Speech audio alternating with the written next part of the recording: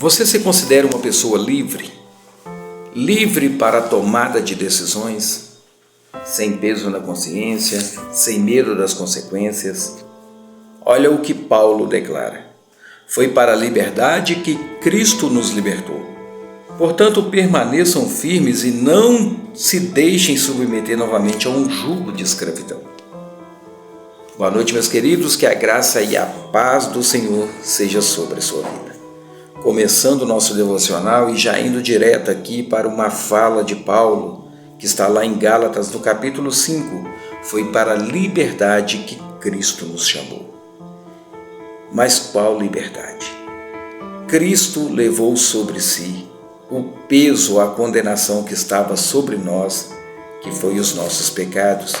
Portanto, a graça de Deus, quando ela é derramada na cruz, ela é derramada sobre as nossas vidas, nos dando a salvação, pagando um preço pelo qual nós não poderíamos ou não conseguiríamos pagar. E quando nós entendemos isso e trazemos essa essência para a nossa vida, nós já podemos declarar como Paulo declarou no livro de Gálatas também, no capítulo 2, versículo 20, onde ele fala: assim já não sou mais eu quem vive, mas Cristo vive em mim. Olha a declaração de Paulo. A vida que eu vivo agora na carne, eu não vivo por mim, mas eu vivo ela pelo Filho de Deus, direcionado pelo Espírito Santo e livre da condenação do pecado. Eu tenho uma esperança eterna, que é a esperança da salvação. O peso da condenação já não está mais sobre mim, porque quando eu entrego a minha vida para Jesus, eu sou liberto da escravidão do pecado. Mas Paulo nos aconselha, portanto, permaneçam firmes e não se deixem submeter novamente a um jugo de escravidão. O que é isso? É voltar para a prática do pecado. Você que aceitou Jesus, você que teve uma vida transformada, por que agora você quer voltar para a prática do pecado? Mais à frente, Paulo vem falar o seguinte: poderá uma árvore boa dar frutos ruins? E da mesma forma, ou consequentemente, poderá uma árvore ruim dar frutos bons? É pelos frutos que nós identificamos a árvore, não é isso mesmo? E Paulo vem falar sobre os frutos da carne e as obras, os frutos do Espírito e as obras da carne. Ele fala sobre os frutos do Espírito, descrevendo o seguinte: mas o fruto do Espírito é amor, alegria, paz, paciência, amabilidade, bondade, fidelidade, mansidão e domínio próprio. Contra essas coisas não há lei, porque aqueles que manifestam o fruto do Espírito, eles têm em si o próprio Espírito. Então, contra isso não há lei, não há condenação, porque a lei ela veio para revelar o pecado. E quando eu tenho o Espírito Santo, ele me leva a produzir os frutos do Espírito.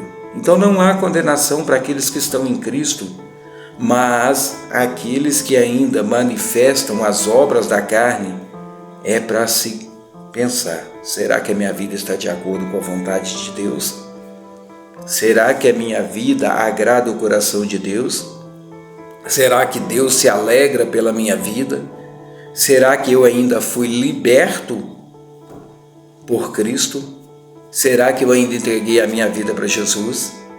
Será que há o Espírito Santo em mim? Eu quero relatar aqui as obras da carne e você fazer uma reflexão em que você ainda está envolvido. Porque se você ainda está envolvido nessa lista que eu vou falar aqui, que o nosso grande Paulo deixou escrito para nós aqui em livro de Gálatas, inspirado pelo Espírito Santo, eu ainda estou vivendo pela carne e não pelo Espírito. E a lista que ele nos deixa é: ora, as obras da carne são manifestas: imoralidade sexual, tudo que envolva isso, pornografia, masturbação, pedofilia, impureza e libertinagem, Olha aí, completando a lista da imoralidade sexual, o modo como eu me visto, como eu me porto, onde eu tenho frequentado, né?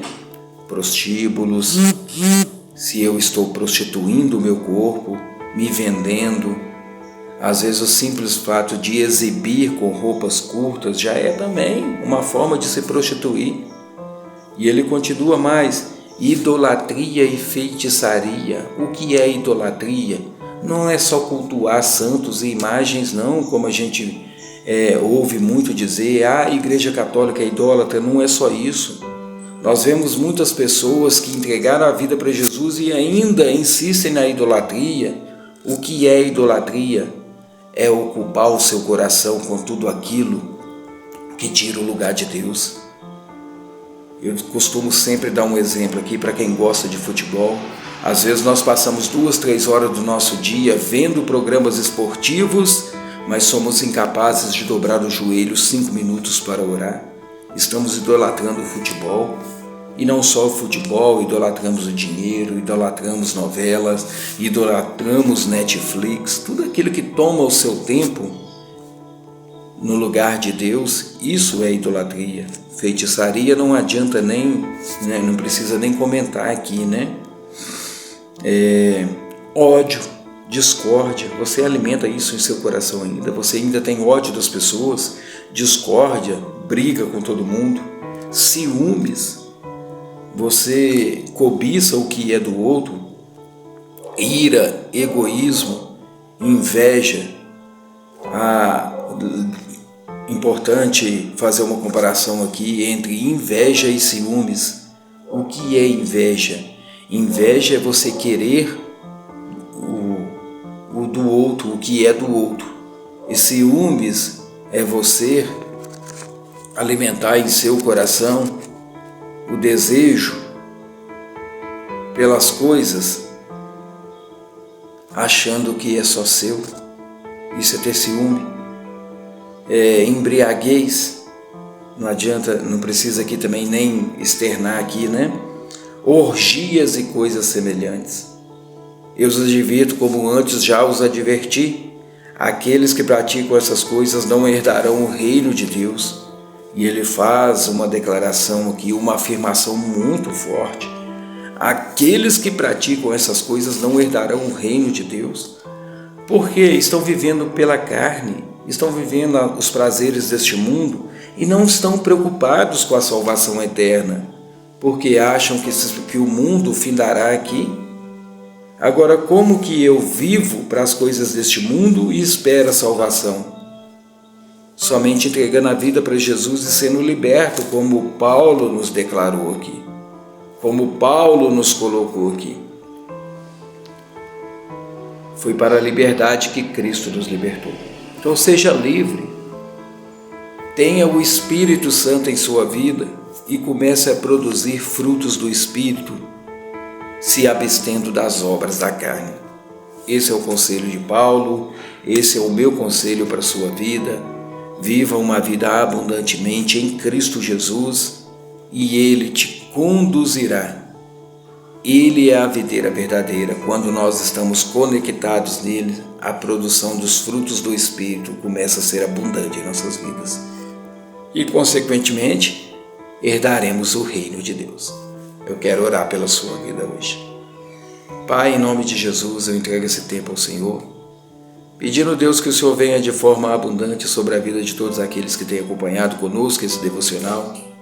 Pedindo, Senhor, que traga um entendimento deles, a necessidade, Deus, de serem livres em Cristo, produzirem os frutos do Espírito, abandonarem as obras da carne e adquirirem a salvação eterna. Pai, é a minha oração nessa noite, em nome de Jesus. Amém. Meus queridos, que Deus abençoe a noite de vocês e lembre-se sempre, foi para a liberdade que Cristo nos libertou. Deus te abençoe em nome de Jesus. Amém.